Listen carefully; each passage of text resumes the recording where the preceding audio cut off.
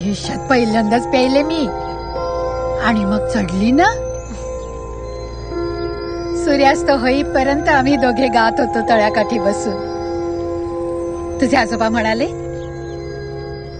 या वाईनच्या बाटलीमध्ये हे सर्व क्षण बंद करायचे आणि त्याच्यावर लाकडाचं बुज गच्च लावायचं आणि जेव्हा हवं तेव्हा त्या आठवणींना अलगद बाहेर काढायचं.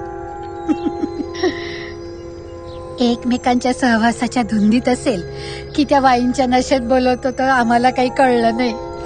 पण तो दिवस परत परत माझ्या आयुष्यात यावा असं मात्र मला वाटतं.